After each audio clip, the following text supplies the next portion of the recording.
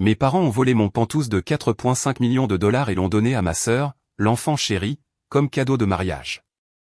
Ils m'ont mise à la porte de sa fête de fiançailles. Ils pensaient que j'étais parti 30 secondes plus tard. Je suis entré et j'ai pris le micro. Ce que j'ai dit ensuite a détruit leur vie pour toujours. Je m'appelle Clara Bennett. J'ai 31 ans. La nuit dernière, je me tenais dans l'ombre au fond de mon propre pantouse de 4,5 millions de dollars dans le centre-ville de Chicago, tenant un seul morceau de papier qui était sur le point de détruire la vie de mes parents. Au centre de l'immense salon, sous l'éclat d'un lustre en cristal sur mesure, mon père, Robert, a tapoté une cuillère en argent contre sa flûte de champagne. Le son aigu a percé le murmure de 150 invités de l'élite, des avocats d'affaires, des cadres de la tech et de la famille incroyablement riche et influente du nouveau fiancé de ma jeune sœur. Ma mère, Suzanne, se tenait à côté de lui, rayonnante de cette fierté fabriquée, prête pour les caméras, qu'elle réservait entièrement à son enfant préféré. Et il y avait Mia, ma sœur de 28 ans, l'incontestable enfant chéri, radieuse dans une robe de créateur en soie blanche qui coûtait probablement plus cher que ma première voiture. Mesdames et messieurs, la voix de mon père a retenti, son ton rempli d'une fausse chaleur, résonnant contre les baies vitrées allant du sol au plafond qui donnait sur la ligne d'horizon scintillante de Chicago.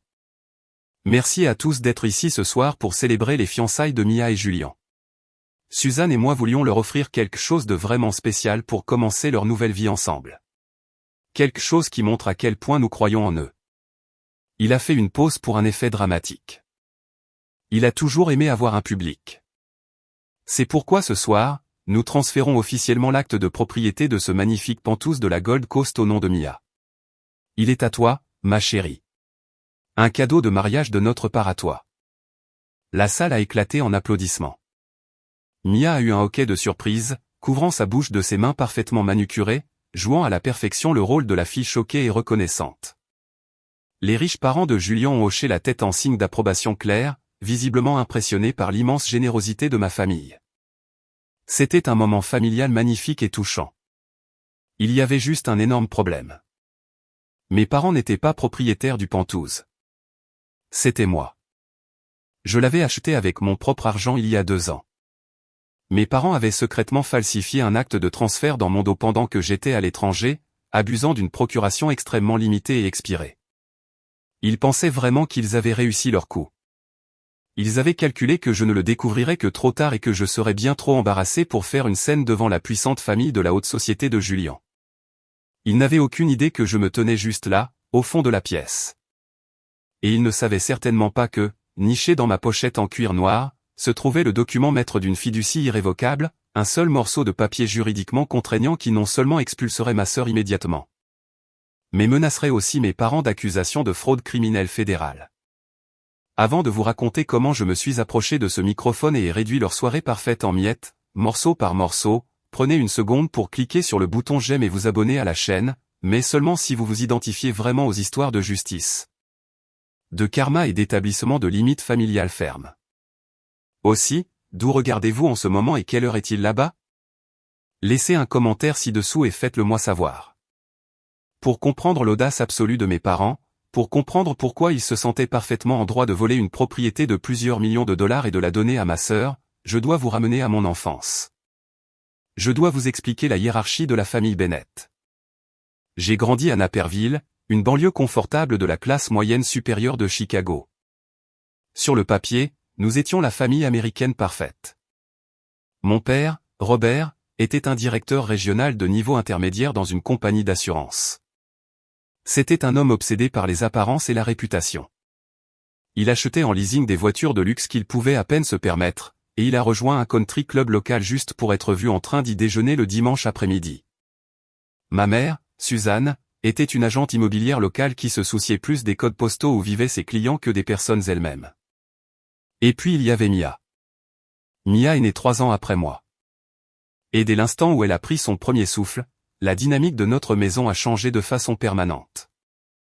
Mia avait les cheveux blonds éclatants de ma mère et le charisme naturel et facile de mon père. Elle était bruyante, exigeante et savait instinctivement comment se comporter pour n'importe quel public qui se trouvait devant elle. Moi, en revanche, j'étais calme, observatrice, et je préférais lire dans ma chambre ou bricoler avec des ordinateurs plutôt que de divertir les invités de mes parents. Aux yeux de ma mère, calme signifiait difficile. Observatrice signifiait sournoise. Les différences dans la façon dont nous étions traités n'étaient pas seulement de subtiles petites préférences. Elles étaient structurelles. J'ai pleinement réalisé cela le jour de mon 12e anniversaire. J'avais demandé un télescope pour débutants très spécifique. J'adorais l'astronomie, et j'avais parlé de ce télescope exact pendant 6 mois entiers. Quand le dîner de mon anniversaire est arrivé, mes parents m'ont tendu un sac cadeau contenant un pull gris générique qui était de taille trop grand.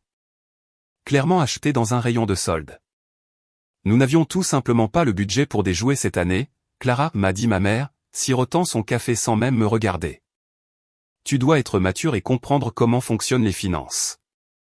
3 mois plus tard, pour le 9e anniversaire de Mia, ils ont loué une patinoire à roulettes locale entière, ont engagé un photographe professionnel, ont invité 40 enfants, et lui ont acheté un scooter motorisé neuf et cher. Quand j'ai demandé tranquillement à mon père à propos du budget, il m'a regardé avec des yeux froids et durs. Ta sœur sait apprécier les choses, Clara. Quand tu commenceras à agir comme une fille reconnaissante, peut-être seras-tu traitée comme telle.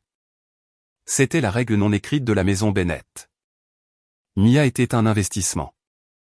J'étais une dépense. En grandissant, le fossé n'a fait que se creuser pour devenir un abîme. Quand Mia a eu 16 ans, il y avait un cabriolet blanc flambant neuf dans l'allée avec un énorme nœud rouge dessus. Quand j'ai eu 16 ans, mon père m'a tendu un horaire de bus imprimé et m'a dit que je devais trouver un travail après l'école pour payer mes propres vêtements et fournitures scolaires parce qu'ils étaient à court d'argent. Alors, je l'ai fait. J'ai travaillé des doubles services dans un restaurant local sur la route 59. Je rentrais à 23 heures en sentant les frites rances et les comptoirs javelisés. J'ai économisé chaque centime. J'ai acheté mes propres manteaux d'hiver, payé mes propres calculatrices, et j'ai finalement acheté une Honda Civic de 2008 cabossée pour $2000 en espèces juste pour pouvoir me rendre plus vite à mes services au restaurant. Mes parents ne m'ont jamais demandé une seule fois comment s'étaient passés mes services. Ils ne m'ont jamais interrogé sur mes notes, même si je suivais des cours avancés et que j'avais une moyenne générale de 4.0 non pondérée. Toutes les conversations à table tournaient entièrement autour de Mia. L'équipe de cheerleading de Mia, la robe de bal de Mia, les drames sociaux de Mia. J'étais essentiellement un fantôme hantant ma propre maison d'enfance. Le point de rupture ultime est survenu quand j'avais 18 ans. C'était le printemps de ma dernière année de lycée. J'avais postulé à l'université de l'Illinois à Chicago pour leur programme d'informatique. Je codais tranquillement des sites web et de petits outils logiciels pour des entreprises locales depuis l'âge de 15 ans, et l'industrie de la technologie était ma voie de sortie. J'ai été accepté. Non seulement j'ai été accepté, mais on m'a offert une bourse partielle au mérite. Cependant, il me manquait encore $8000 pour couvrir le reste de mes frais de scolarité de première année et le logement sur le campus. J'ai réuni mes parents à la table de la cuisine un soir et leur ai présenté ma lettre d'acceptation. J'ai présenté une feuille de calcul imprimée montrant mes économies du restaurant, le montant de ma bourse, et le déficit exact de $8000. Je leur ai respectueusement demandé s'ils pouvaient m'aider avec un prêt, promettant de signer un contrat et de le rembourser avec intérêt dès que j'aurai mon diplôme et un emploi. Mon père a à peine jeté un coup d'œil au papier. Nous ne pouvons pas faire ça, Clara. Ce n'est qu'un prêt, papa, ai-je plaidé, la voix tendue. Je signerai un contrat juridiquement contraignant. J'ai juste besoin d'un départ. Ma mère a soupiré lourdement, croisant les mains sur la table avec un air d'extrême épuisement. Clara, s'il te plaît, sois raisonnable. Mia commence des cours particuliers pour le SAT le mois prochain et nous économisons beaucoup pour son fonds universitaire. Elle veut aller dans une université privée de premier plan hors de l'État. Nous ne pouvons tout simplement pas drainer ses ressources pour un diplôme d'une université d'État que tu n'utiliseras probablement même pas. Ses ressources. L'argent qu'ils économisaient depuis des années était strictement, exclusivement pour Mia. J'avais 18 ans. J'avais travaillé jusqu'à l'os et j'étais entièrement seul. Alors c'est tout, ai-je demandé, mes mains tremblant alors que je me levais de la table. Vous abandonnez simplement mon avenir pour financer ces cours du week-end. Ne sois pas dramatique, a claqué mon père, son visage devenant rouge, sa voix prenant ce ton dangereux et calme. Si tu veux tant aller à l'université, débrouille-toi. Tu as toujours été si indépendante, non? Prouve-le. Et si tu comptes manquer de respect à ta mère et à moi sous notre propre toit, en te plaignant de ce que nous fournissons, peut-être ne devrais-tu pas vivre ici du tout. Il n'a pas explicitement utilisé les mots sors d'ici. Mais il n'en avait pas besoin. Le message était clair comme de l'eau de roche. J'étais un fardeau, une pensée après coup, une locataire qui avait officiellement abusé de son hospitalité. 2 jours plus tard, j'ai emballé tout ce que je possédais dans 3 sacs poubelles noirs et je les ai fourrés dans le coffre de ma Honda Civic cabossée. Je n'ai pas dit au revoir. Mes parents regardaient la télévision dans le salon pendant que je sortais mes sacs par la porte d'entrée, la moustiquaire claquant derrière moi. Ils n'ont même pas tourné la tête. Mia était dans sa chambre, probablement en train d'essayer des vêtements. J'ai quitté Naperville avec $2400 sur mon compte courant, un réservoir plein d'essence bon marché, et une seule réalisation brûlante. Je n'avais pas de famille.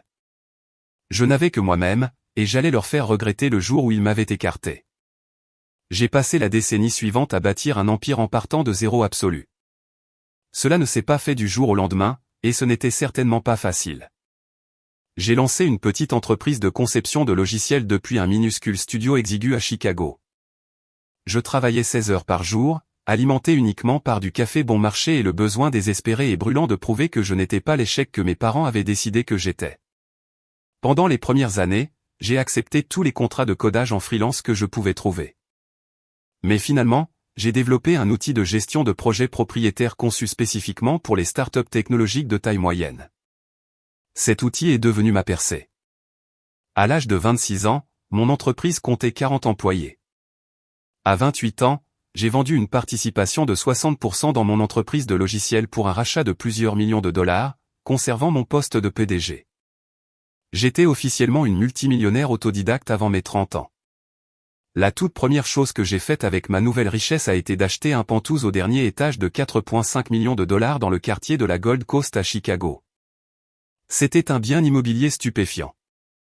Des baies vitrées allant du sol au plafond, des comptoirs en marbre sur mesure, une terrasse panoramique avec des vues sur le lac Michigan. Mais pour moi, ce n'était pas seulement un appartement cher. C'était une forteresse. C'était la preuve physique de mon indépendance, un monument au fait que j'avais construit une vie spectaculaire sans un seul centime ou un mot d'encouragement de Robert et Suzanne Bennett. Je n'ai jamais contacté mes parents pour leur parler de mon succès. Je ne voulais pas de leur fierté forcée ou de leur intérêt soudain et opportun, mais on ne peut pas cacher un rachat de plusieurs millions de dollars dans l'industrie de la tech pour toujours. Quand j'avais 29 ans, un important magazine d'affaires de Chicago a publié un article de fond sur moi.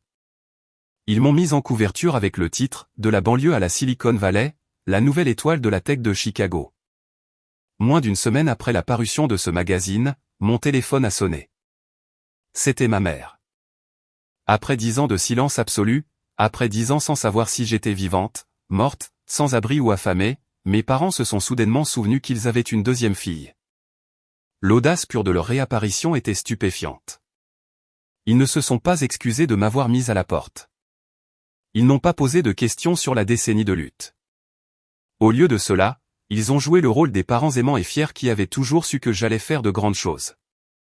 Clara, ma chérie, nous avons vu l'article, a roucoulé ma mère au téléphone, sa voix dégoulinant d'une fausse affection. Ton père et moi sommes tellement incroyablement fiers de toi. Nous avons toujours su que tu avais cette étincelle spéciale. Nous aimerions venir voir ce nouveau penthouse à toi. Nous devrions nous retrouver en famille. J'aurais dû raccrocher. J'aurais dû changer mon numéro. Mais une petite partie de moi, naïve et profondément brisée, la jeune fille de 18 ans qui voulait juste un prêt universitaire, s'est demandé si peut-être, juste peut-être, mon succès m'avait enfin rendu digne de leur amour. Alors, je les ai laissés revenir dans ma vie. Pas complètement, mais assez. Je les ai laissés visiter le penthouse. Je les ai laissés se vanter auprès de leurs amis du country club de leur fille PDG de génie. J'ai même remboursé une dette de 30 000 $ que mon père avait accumulée à la suite d'une entreprise commerciale ratée. Je pensais que j'achetais leur respect. Je ne réalisais pas que je leur donnais juste les clés pour me voler. Le piège a été tendu il y a 6 mois. Mon entreprise lançait une expansion technologique majeure à Londres, ce qui m'obligeait à déménager au Royaume-Uni pour une période de 6 mois. Avant de partir, j'avais besoin de quelqu'un sur place à Chicago pour gérer des tâches de base et banales pour le penthouse, comme signer pour des courriers recommandés, payer les impôts fonciers municipaux locaux. et gérer les frais de l'association des propriétaires pendant que j'étais complètement absorbé par le lancement européen. Contre tous mes instincts, j'ai demandé à mon père de s'en occuper. J'ai fait rédiger par mon avocat une procuration très limitée et très spécifique. Elle n'accordait à mon père le droit légal de gérer que les factures de services publics, les litiges de l'association des propriétaires et les impôts municipaux locaux pour cette propriété spécifique. Elle stipulait strictement que la procuration expirait dans exactement 6 mois et ne lui accordait aucune autorité pour vendre, transférer ou grever le bien immobilier. Je suis allé à Londres. J'ai travaillé 80 heures par semaine. J'avais entièrement confiance que mes affaires à Chicago étaient gérées. Mais environ 4 mois après le début de mon voyage, j'ai remarqué une anomalie. Je vérifiais mes comptes bancaires à distance depuis une chambre d'hôtel à Londres et j'ai vu un prélèvement étrange non autorisé du bureau d'un greffier municipal local de Chicago pour des frais de traitement de transfert d'actes. Mon estomac s'est noué. J'ai immédiatement appelé mon père.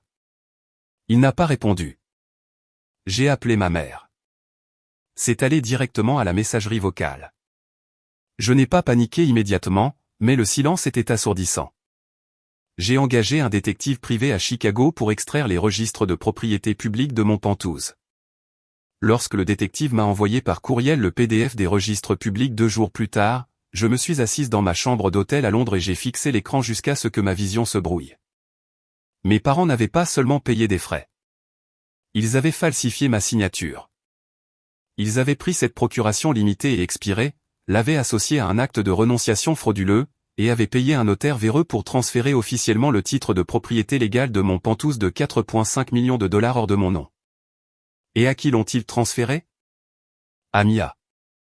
Mes parents avaient volé ma maison pour la donner à l'enfant chéri. En creusant plus profondément, la vérité malade et tordue de leur plan est apparue. Mia s'était récemment fiancée à Julian, un homme dont la famille était incroyablement riche, de la vieille fortune, une richesse générationnelle. Mes parents, désespérés d'impressionner la famille de Julian et de prouver que les Bennett étaient de même rang social, avaient décidé que Mia avait besoin d'un cadeau de mariage spectaculaire de plusieurs millions de dollars. Comme ils ne pouvaient pas s'en offrir un, ils ont simplement décidé de prendre le mien. Ils ont calculé que, comme j'étais à Londres, je ne remarquerais pas le transfert avant qu'il ne soit entièrement traité. Et même si je le découvrais, ils ont supposé que j'aurais trop peur de l'humiliation publique pour entraîner ma propre famille dans une bataille juridique. Ils pensaient que j'accepterais simplement la perte pour protéger la réputation de la famille. Avez-vous déjà dû rester complètement silencieux pendant que quelqu'un que vous aimiez complotait contre vous? Avez-vous déjà dû regarder des gens en qui vous aviez confiance essayer de vous détruire, sachant que vous deviez attendre le moment parfait pour riposter? Dites-moi ce que vous feriez dans cette situation dans les commentaires. Parce que ce que j'ai fait ensuite a nécessité un niveau de patience froide et calculatrice que je ne savais même pas que je possédais. Je n'ai pas appelé la police. Je ne leur ai pas crié dessus au téléphone. Au lieu de cela, je suis immédiatement revenu à Chicago en secret et je suis entré directement dans le bureau d'Arthur Sterling, l'avocat en droit successoral le plus impitoyable et le plus redoutable de la ville. Arthur a examiné l'acte de renonciation frauduleux et le sceau de notaire falsifié. Il m'a regardé par-dessus ses lunettes. Clara, ce n'est pas seulement un litige civil. C'est une fraude criminelle. Nous pouvons les faire arrêter tout de suite. Non, ai-je dit, ma voix étrangement calme. Si nous les arrêtons maintenant, ils joueront les victimes. Ils diront à tout le monde que c'était un malentendu. Je ne veux pas seulement qu'ils soient arrêtés, Arthur. Je veux qu'ils soient humiliés. Je veux que le monde entier voie exactement qui ils sont. Arthur a souri, un sourire terrifiant et brillant. Alors nous n'utilisons pas la police pour l'instant. Nous utilisons le document maître. Vous voyez, mes parents étaient arrogants, mais ils n'étaient pas intelligents. Quand j'ai acheté le Penthouse il y a 2 ans, je n'ai pas seulement mis l'acte à mon nom personnel. Sur les conseils d'Arthur, j'avais placé la propriété dans une fiducie irrévocable. Légalement, je ne possédais pas le Penthouse. La fiducie le possédait, et j'en étais la seule fiduciaire et bénéficiaire. Un acte de renonciation frauduleux signé avec une fausse procuration ne peut légalement l'emporter sur une fiducie irrévocable. Mes parents avaient essentiellement falsifié un document pour transférer une propriété qui n'existait pas de la manière dont ils le pensaient. Leur faux acte était entièrement sans valeur, mais l'acte de le falsifier était toujours un crime fédéral majeur. Nous avons rédigé les avis d'expulsion. Nous avons rédigé les accusations de fraude criminelle. Et puis j'ai attendu. J'ai attendu le moment exact pour lancer la bombe.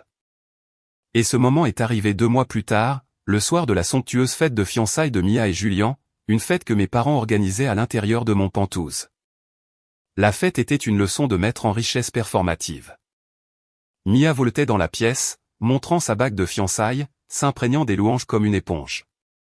Ma mère planait près des parents de Julian, les riches beaux-parents, riant trop fort à leurs blagues et laissant tomber nonchalamment des références à la nouvelle propriété de la famille sur la Gold Coast. Je suis resté à l'arrière, près du vestiaire. Je les ai regardés jouer. Je les ai regardés mentir.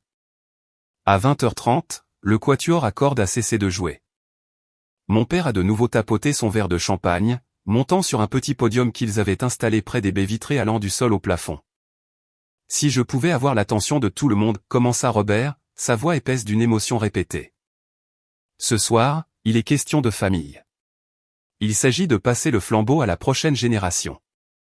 Suzanne et moi ne pourrions être plus fiers de Mia et Julian, et nous voulons qu'ils commencent leur vie ensemble avec une sécurité absolue. C'est pourquoi nous sommes si ravis de leur donner officiellement les clés de cette incroyable Penthouse. La salle a éclaté en applaudissements. Julian a embrassé la joue de Mia. Ma mère a essuyé une fausse larme de son œil. C'était mon signal. Je n'ai pas couru. Je n'ai pas crié. J'ai simplement marché hors de l'ombre du couloir et me suis frayé un chemin à travers la foule. J'étais vêtu d'un tailleur noir élégant. La foule s'est légèrement écartée, les gens se retournant pour regarder la femme qui marchait vers l'avant de la pièce avec un calme absolument terrifiant. Mon père m'a vu le premier. Son sourire s'est figé, se transformant en une expression de pure panique. Il a agrippé les bords du podium.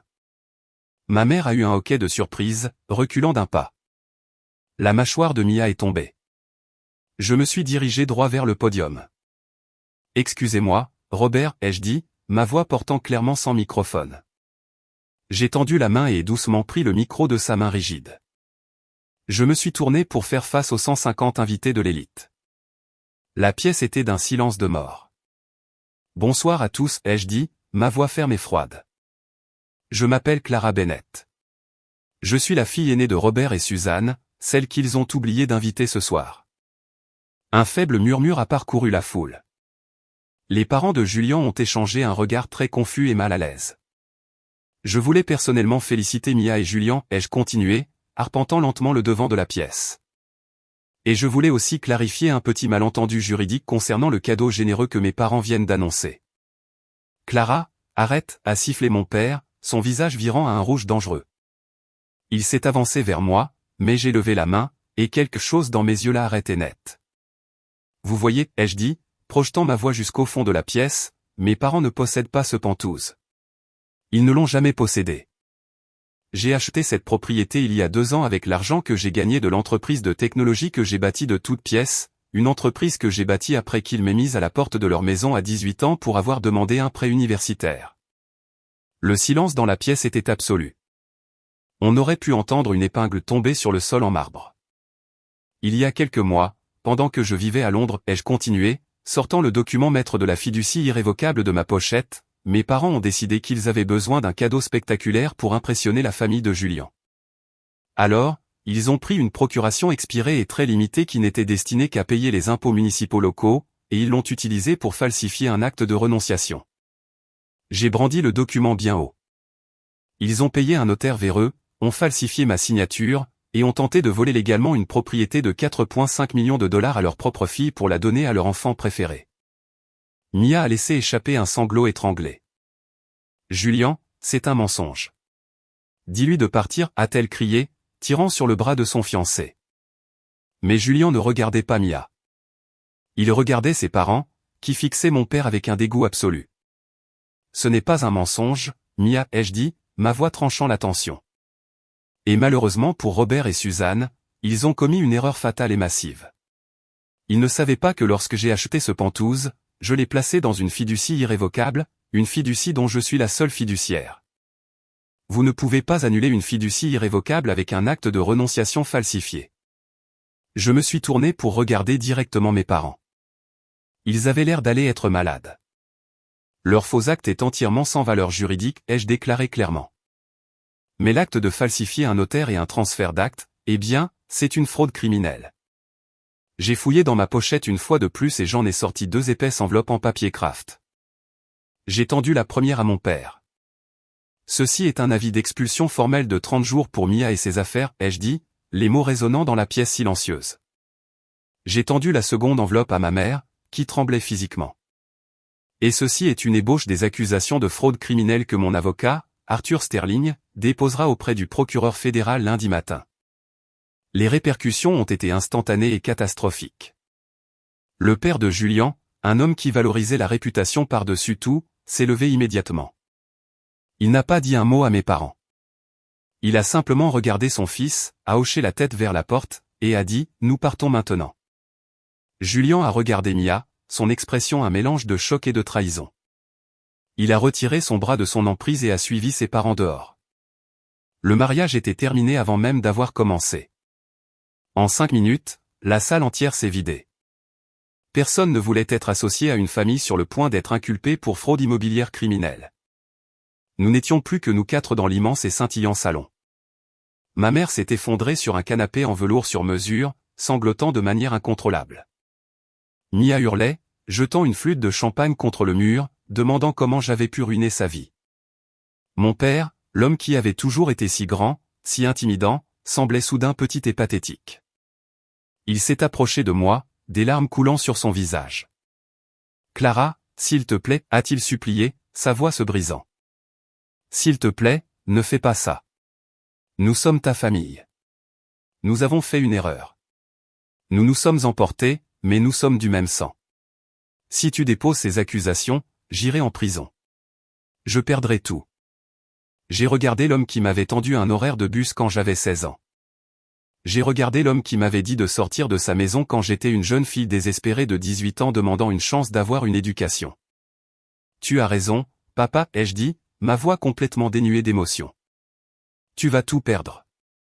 Mais vous n'êtes pas ma famille. Vous avez cessé d'être ma famille le jour où j'ai quitté votre maison avec des sacs poubelles. Clara, nous t'en supplions, a pleuré ma mère depuis le canapé. Je l'ai regardé et j'ai cité les mots exacts que mon père m'avait dit toutes ces années auparavant. Si vous voulez tant ne pas aller en prison, débrouillez-vous. Vous avez toujours été si indépendant, non? Prouvez-le. Je me suis retourné et j'ai quitté mon Penthouse, les laissant seuls dans les décombres de leur propre avidité. Les répercussions ont commencé dès le lendemain matin. Le lundi à 9 h, Arthur Sterling avait officiellement déposé les documents auprès du bureau du procureur du comté. Il n'a pas seulement soumis l'acte de renonciation falsifié. Il a soumis les courriels horodatés, la procuration expirée, et les documents authentiques de la fiducie irrévocable. La preuve était absolue, indéniable et dévastatrice. Quand vous commettez une fraude immobilière impliquant une propriété de plusieurs millions de dollars, le système ne bouge pas lentement. Le mercredi, une enquête criminelle formelle avait été ouverte sur Robert et Suzanne Bennett pour falsification criminelle et fraude électronique. Les conséquences sociales, cependant, se sont déplacées encore plus vite que les conséquences juridiques. Certaines retombées détruisent, d'autres clarifient. Les miennes ont fait les deux. La famille de Julian, terrifiée d'être associée à une enquête criminelle fédérale, a complètement coupé les ponts. Julian a rompu les fiançailles via un SMS de 3 lignes à Mia et a immédiatement bloqué son numéro. Le mariage spectaculaire de la haute société dont mes parents s'étaient vantés auprès de leurs amis du country club s'est volatilisé. À la fin de la semaine, les murmures avaient envahi les banlieues de Naperville. Les gens parlent, et dans les cercles de banlieues riches, les nouvelles d'une enquête pour fraude se propagent plus vite qu'un feu de forêt. On a demandé à mon père de démissionner volontairement de son poste à la compagnie d'assurance. Son patron a cité une violation de la conduite éthique. L'agence immobilière de ma mère l'a complètement laissé tomber, retirant discrètement son visage de leur site web du jour au lendemain. Ils avaient passé leur vie entière à être obsédés par leur réputation, sacrifiant leur propre fille pour protéger leur image, et à la fin, c'est leur propre cupidité qui l'a complètement détruite. Un mois après la fête, mon téléphone a sonné. C'était un numéro inconnu, mais je savais qui c'était. Je l'ai laissé aller à la messagerie vocale. 5 minutes plus tard, un courriel est arrivé de mon père. Le message était désespéré. C'était un revirement complet par rapport à l'homme arrogant et cruel qui m'avait mis à la porte à 18 ans. Il a écrit qu'il faisait face à d'immenses frais juridiques, qu'il ne pouvait pas se permettre les avocats de la défense de haut vol nécessaires pour les garder hors de la prison fédérale. Il m'a supplié d'abandonner les charges. Il a dit, « Clara, s'il te plaît, nous sommes toujours une famille. Le sang reste le sang. Ne laisse pas ta mère et moi aller en prison. » J'ai lu le courriel 3 fois. Je n'ai ressenti ni triomphe, ni satisfaction. J'ai juste ressenti un sentiment écrasant de clarté. J'ai répondu par 2 phrases. Vous avez cessé d'être ma famille le jour où vous m'avez dit de faire mes sacs poubelles. Je ne retire pas les accusations. Débrouillez-vous. Je ne leur ai plus jamais parlé. Pour éviter la prison et payer leur défense juridique massive, Robert et Suzanne ont été forcés de tout liquider. Ils ont dû vendre la belle et impeccable maison de Naperville où j'avais grandi, la maison d'où ils m'avaient mise à la porte. Ils ont vendu les voitures de luxe louées de mon père. Ils ont vidé les précieux comptes d'épargne qu'ils avaient accumulés pour Mia. Dans une négociation de plaidoyer désespéré pour éviter la prison fédérale, ils ont accepté 5 ans de probation intense, une restitution financière massive à l'État, et des casiers judiciaires permanents. Ils ont déménagé dans un minuscule appartement de 2 chambres exigu à la périphérie de la ville. Quant à Mia, l'enfant chéri s'est soudainement retrouvé avec absolument rien. Pas de fiancé riche, pas de pantouse, et pas de parents pour financer son style de vie somptueux. Pour la première fois en 28 ans, elle a dû prendre un emploi au salaire minimum pour subvenir à ses besoins, faisant face exactement aux mêmes difficultés pour lesquelles elle et mes parents s'étaient autrefois moqués de moi. Aujourd'hui, cela fait exactement 1 an depuis cette nuit aux Pantouzes. Je suis sur ma terrasse panoramique, regardant la ligne d'horizon scintillante de Chicago, sentant la brise froide du lac Michigan. Le Penthouse est complètement silencieux et pour la première fois de ma vie, je ressens un sentiment de paix absolue et incassable. Si je regarde ma propre histoire sous un angle psychologique, il existe un concept appelé l'estime de soi conditionnelle. La croyance que vous n'avez de la valeur que si certaines personnes vous approuvent. J'ai passé les 18 premières années de ma vie piégé dans cette croyance. Je pensais que l'indifférence de mes parents était la preuve que je n'avais pas d'importance. Mais ce qui m'a réellement sauvé, ce n'est pas mon entreprise de technologie de plusieurs millions de dollars et ce n'est pas ce Penthouse. C'est le moment où j'ai réalisé que je n'avais pas besoin de leur permission pour exister. Je n'avais pas besoin de leur validation pour connaître ma valeur. Parfois, les personnes qui sont censées vous protéger sont celles qui vous blessent le plus. Elles vous diront que le sang reste le sang pour vous piéger à accepter leur comportement toxique. Mais la famille ne se résume pas à l'ADN.